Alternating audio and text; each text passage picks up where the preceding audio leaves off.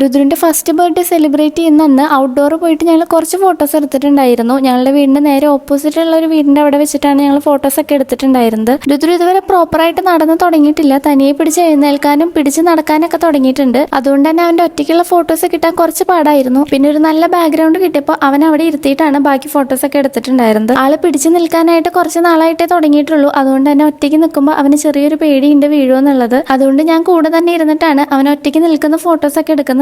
എവിടെയെങ്കിലും ഒന്ന് ഇരുന്ന് കയ്യിൽ എന്തെങ്കിലും ഒരു സാധനം കിട്ടി കഴിഞ്ഞാൽ പിന്നെ ആൾ അവിടെ സെറ്റ് ആയിക്കോളും. പിന്നെ ബാക്കിയുള്ള പണി എന്ന് പറയുന്നത് അവനൊന്ന് ചിരിച്ച് കിട്ടാനാണ്. അങ്ങനെ ഞങ്ങൾ ഓരോരുത്തരായി മാറി മാറി അവൻ എന്തൊക്കെയോ പറഞ്ഞ് ചിരിപ്പിച്ച് കുറച്ച് ഫോട്ടോസ് ഒക്കെ എടുത്തു. ഇനി ഞങ്ങൾ രണ്ടുപേരും ഒരുമിച്ചുള്ള കുറച്ച് ഫോട്ടോസ് ആണ്. രാവിലെ ഒരു 10-11 മണി നേരത്ത് ഫുൾ മേക്കപ്പിൽ വെൽ ഡ്രസ്സിൽ മുടിയും അയച്ചിട്ട് ഈ പൊരി വെയിലത്ത് പോയി നിന്ന അന്നത്തെ എൻ്റെ ആ ഒരു അവസ്ഥ എനിക്ക് ഇപ്പോഴും ആലോചിക്കാൻ വയ്യ. പിന്നെ നമുക്ക് ഫോട്ടോസ് എടുത്ത് തരുന്നത് കിരൺ ചേട്ടനായോണ്ട് ആളത് എഡിറ്റ് ചെയ്ത് ബാലൻസ് ചെയ്തിരുന്നു എനിക്ക് അറിയായിരുന്നു. ഞങ്ങളുടെ എൻഗേജ്മെന്റ് മുതൽ കല്യാണം, മോന്റെ നെയിമിംഗ് സെറിമണി, ഇതേ ഇപ്പൊ ഫസ്റ്റ് ബർത്ത്ഡേയും എല്ലാം ചേട്ടൻ തന്നെയാണ് എനിക്ക് ഫോട്ടോസ് എടുത്ത് തന്നിട്ടുള്ളത്. നല്ല അടിപൊളി ഫോട്ടോസ് ഞങ്ങൾക്ക് കിട്ടിയിട്ടുണ്ട്. ക്രയോൺസ് വെഡിങ് എന്നാണ് ചേട്ടന്റെ ഇൻസ്റ്റാഗ്രാം ID. അപ്പൊ എല്ലാവരും ഒന്ന് ചെക്ക് ചെയ്ത് നോക്കുക. അപ്പത്തുള്ള ഗൈസ്, ബൈ.